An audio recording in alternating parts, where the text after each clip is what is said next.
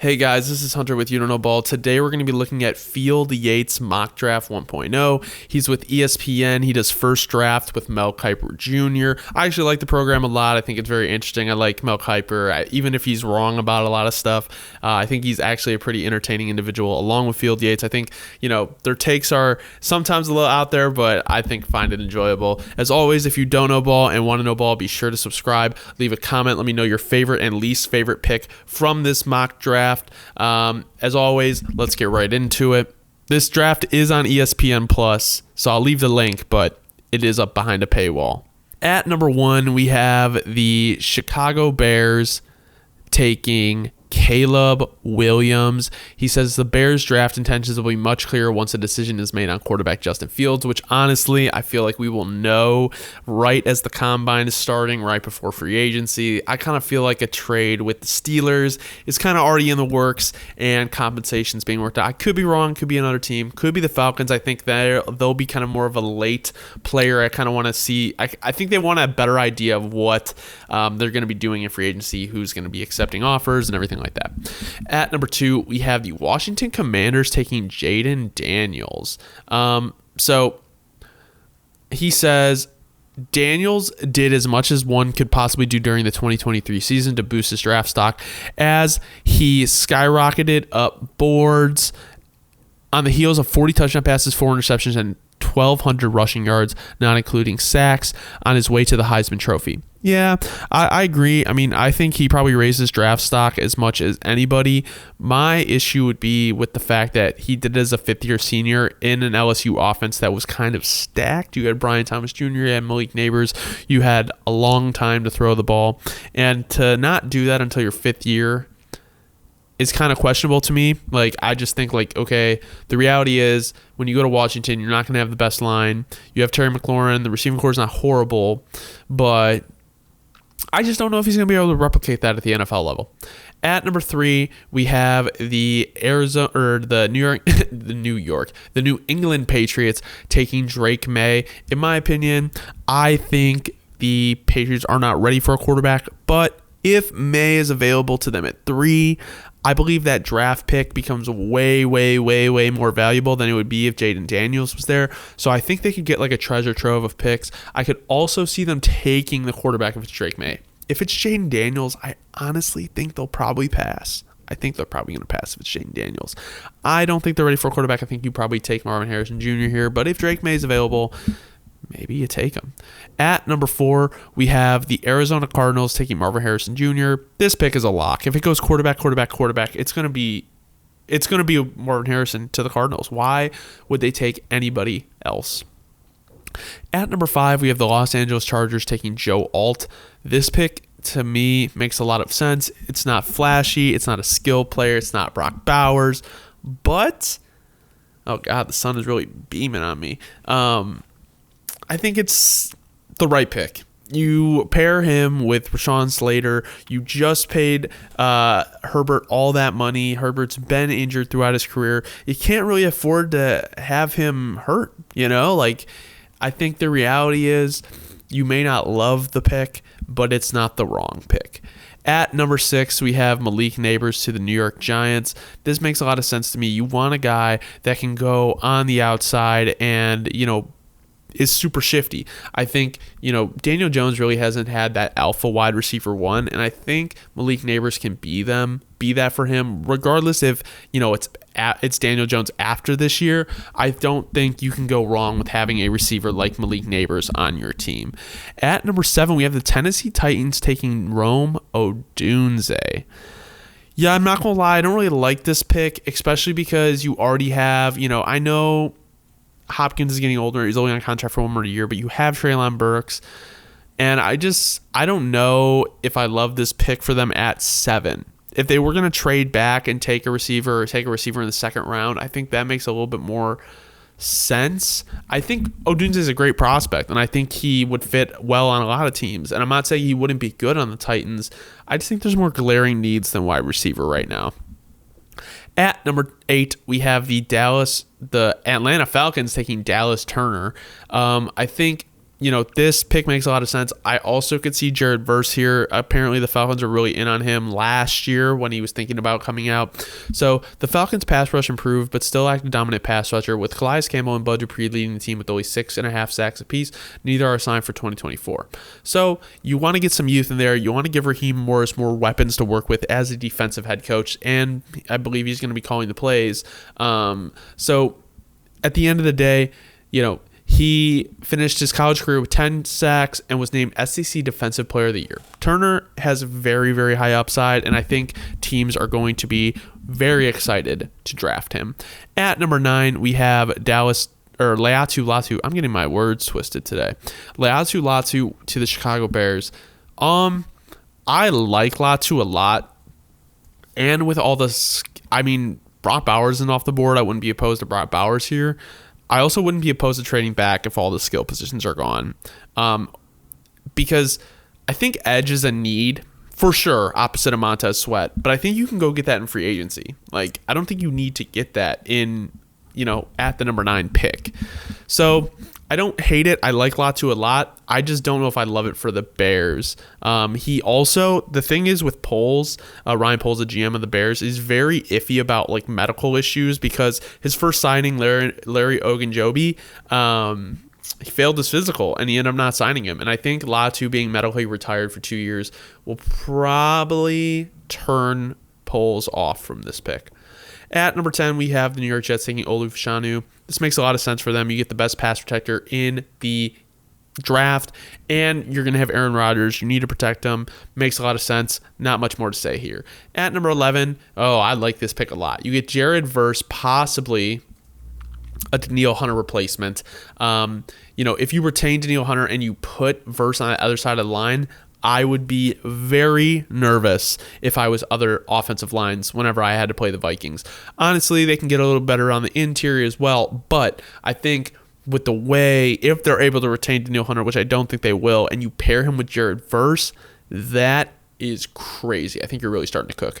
At number 12, we have the Denver Broncos taking J.J. McCarthy. Where there's smoke, there's fire. J.J. McCarthy is probably going to be a top 15 pick. I could also see him being a top 10 pick. I believe the Broncos and the Vikings are willing to move up to go get him. And in that Sean Payton offense, it's just not going to work with Russell Wilson. It's not going to work. I think, J.J. McCarthy is someone who could also sit for a year, so I could also see them, finding a vet and having J.J. sit. But Sean Payton is going to go get his quarterback. You saw what he did with Drew Brees. He's going to go get his guy, whether that's Bo Nix, J.J. McCarthy, Michael Penix. I think J.J. McCarthy is the most likely guy, but the Broncos taking a quarterback here, I honestly think that they're taking a quarterback. I don't see them going any other position at this point.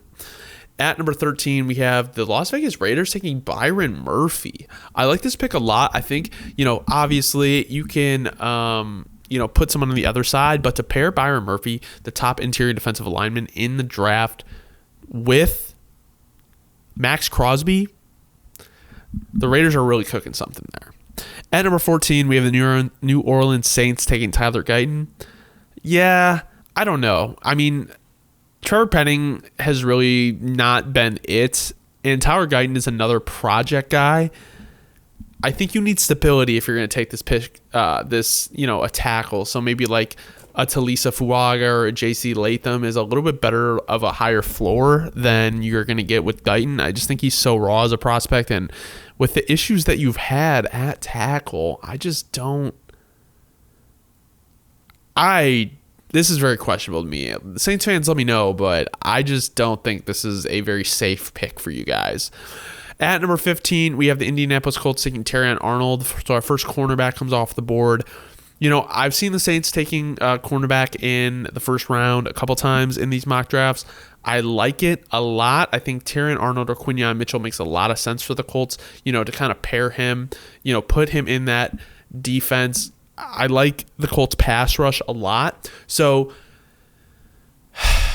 I'm trying to think of I know it's a need, but I'm trying to think of the Colts' other corners, because I'm trying to think if he'd be like CB1 or if they would kind of put him in the slot, because he's not the biggest guy. But regardless, I think you get one of the best talents at corner, and he's very, very young, so he can develop into a very, very good player.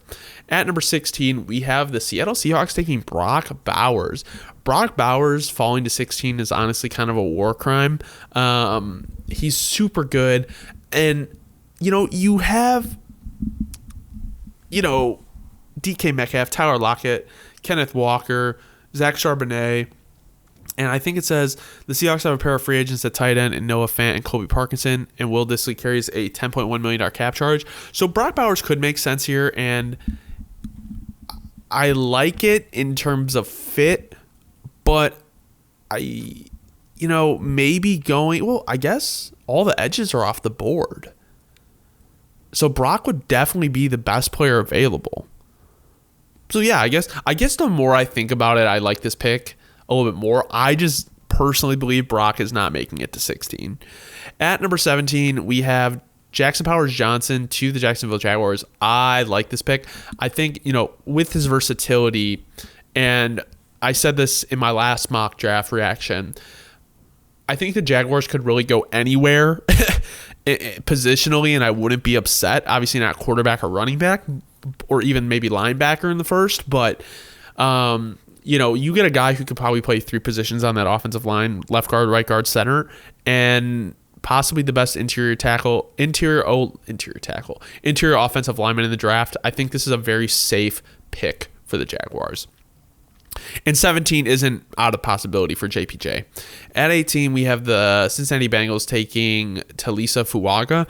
In my opinion, I'd prefer like a JC Latham here, because Fuaga is great in the run game, and he's really good in the pass game as well. And I don't think the issue is taking the tackle here. I think the issue is who you take, because if you look at how much the Bengals throw the ball, I want a better pass protector. So it says incumbent starter Jonah Williams will hit free agency in a month, and it's no surprise the Bengals would continue to address the offensive line this offseason. If you want to get tougher and impose your will more in the run game, I think the Bengals could use more explosive runs. Fuaga is the man for you. So he's basically saying in the proposition of, if the Bengals want to run the ball more, then this is your pick. I don't really see that. So I think JC Latham probably would have been a better option here if you're going to go tackle. At Los Angeles Rams, at 19, the Los Angeles Rams taking Quinyon Mitchell. I think this is a great pick for them. I think he is definitely in argument for CB1, CB2. And, the Rams get a guy who is great in man. I wouldn't be opposed to them taking like a Jerzon Newton either. I know it's not talked about a lot because they have Aaron Donald, but Aaron Donald's only getting older, and I believe Kobe Turner's like an edge player. So I guess they haven't had like a true cornerback one since they've had like Jalen Ramsey, but yeah, I don't know. I like this pick. I'm not trying to say I don't like the pick. I'm just saying like other ways you can go with it. Quinyon Mitchell is definitely a great corner, and I think the Rams would be very happy to have him. At number 20, this one's kind of a surprise. The Pittsburgh Steelers are taking Bo Nix. I hate it. I hate it. I think there's a lot of questions with Bo Nix and what he'll be at the next level, and I think the Steelers have kind of lost faith in Kenny Pickett, and I get adding competition to the quarterback room, but I don't know if Nix is the guy you want to do that with. So I think this is kind of a waste of a first-round pick here. At number 21, we have the Miami Dolphins taking Troy Fontenot. This pick makes a lot of sense. They really need help on their interior, and Teron Armstead is getting older. You're going to have to replace him. And Fontenot is someone that you can play at tackle. You can play at guard. I think he's more projected as an interior guy. And I think that's probably where he'll end up. So I think this pick makes a lot of sense. You could also go Graham Barton here, but if you got a guy with a little bit more versatility, Troy would probably be the way to go. I know Graham Barton played tackle in college too. I just think Fontenot is a little bit higher regarded. Highly regarded. At number 22, the Philadelphia Eagles take Nate Wiggins. I like this pick a lot. I think they also could have went Cooper DeJean. You need a corner in that room. For some reason, Eagles fans hate the idea of going corner in the first round and think like Ringo and Ricks are going to be that guy, Avonte Maddox, but I just don't think so. And Slay and Bradbury are getting older. You need like top talent in the corner room. And like, yeah, they're fine players, but there's a reason they weren't taken like highly, you know, like, and maybe I'm tweaking, but I know Ringo was like a 3rd round pick. Like, he fell. At number 23, we have the Texans taking Ennis Rakestraw Jr. Very interesting pick. He's very good in the run game, so I do like the idea of pairing him with Derek Stingley Jr. And with the... Oh, wait, who am I thinking of? They have Derek Stingley. Now they have Ennis Rakestraw. This is kind of high, though. I've never seen really Ennis Rakestraw go above like 27. So this is an interesting pick. I think corner works here a lot. And he played in Missouri, SEC football, good quarterback, good corner. I know in my last video I said I don't think the MAC conference really, or corners really matter in terms of conference as much as other positions. I still think it matters, just not as much as other positions. But yeah, no, good pick for the Texans. At number 24, we have the Dallas Cowboys taking Edgerrin Cooper, linebacker of Texas A&M. I know he's probably like one of the top linebackers in the class, and we saw Jack Campbell go last year in the 1st round, but I think you could have addressed the O-line here. Like Amarius Mims, that would have been a good pick. Graham Barton, that would have been a good pick. I just think positionally, this is not like the biggest need. So, yeah, I don't like this pick at all. At number 25, we have the Packers taking Cooper DeJean. Makes a lot of sense. They need safety help, and he could definitely play safety. They need corner help if they want him to play corner. He's very good in the run game, very athletic. I think he is a great pick for the Packers here if they don't go like a true safety like a Tyler Nubin or Cam Kitchens. At number 26, we have the Tampa Bay Buccaneers taking Graham Barton. So he played tackle at Duke. He's projected to be an interior O-lineman, though. And Ryan Jensen just recovered. I think this makes a lot of sense here. You have like versatility, whether, he can kick out to tackle if you need him to, but he's going to be an interior O-lineman. And, with Baker probably coming back, you want to protect him as much as you can to try to replicate that year that he had this year. At number 27, we have the Arizona Cardinals taking J.C. Latham. Honestly, if the Cardinals are able to get J.C. Latham and pair him with Paris Johnson Jr., they should be ecstatic. The fact that J.C. Latham fell this far is kind of ridiculous, and the fact that the Cowboys did not take him is gross. So I really do like this pick for the Arizona Cardinals. At number 28, we have the Buffalo Bills taking Brian Thomas Jr. Give Josh Allen a big body. I keep seeing this theme here, whether it's Brian Thomas Jr., whether it's Keon Coleman. Pair him with Stephon Diggs. Makes a lot of sense. Josh Allen's really never had that huge target in his wide receiver room. Gabe Davis is probably gone as well. At number 29, we have the Detroit Lions taking Darius Robinson. Makes a lot of sense. He's put as an edge, but he can play the interior. Put him next to a Lee McNeil. Put him on the opposite side of Aiden Hutchinson. You get versatility on the line. And I think he kind of fits, a little bit of a high motor player that, the Lions look for. At number 30, we have the Ravens taking Kamari Lassiter. I like this pick. I think Lassiter is a little underrated, and I think could lead him falling out of the 1st round. But I think any team that gets him is going to be happy with what they get. He knows where he's going to be. He's not, maybe the most athletic guy, but he is still a very good corner, and kind of supplement that that cornerback room in Baltimore makes a lot of sense. At 31, the San Francisco 49ers take Amarius Mims. 49ers fans, if you're able to get Amarius Mims at 31, you should be jumping for joy. Putting him on the other side of Trent Williams, and even replacing McKivitz, and then also having him learn from one of the best in the games. Mims has such a high ceiling. This is a great pick. He's just super inexperienced. He's raw. He got 800 career snaps at Georgia. This makes a lot of sense positionally, and this is probably my favorite tackle prospect that I've seen them take in the mock drafts for 2024.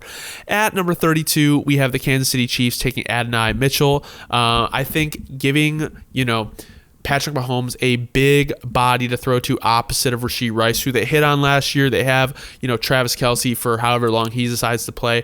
I think the Chiefs go wide receiver here. If you want to go big body, Adonai Mitchell is a good pick. If you want a little bit smaller guy who is very explosive and has great hands, Lad McConkey works here too. You can go Troy Franklin. You can go Keon Coleman. There's so many good receivers that are going to be at the beginning of the second round, at the end of the first. Makes a lot of sense for the Chiefs. So this has been Field Yates Mock Draft 1.0 on ESPN Plus. Let me know in the comments what you guys like. There was a couple picks that threw me off a little bit, but not a bad draft overall. Kind of threw me for a loop sometimes. Bo Nix, to the Steelers is interesting, to say the least. But thank you guys so much for watching. As always, if you don't know ball and want to know ball, be sure to subscribe, leave a like. Let me know in the comments your favorite pick from this draft, your least favorite pick. We're bringing you guys daily content. We appreciate you guys so much for watching. Have a great rest of your day.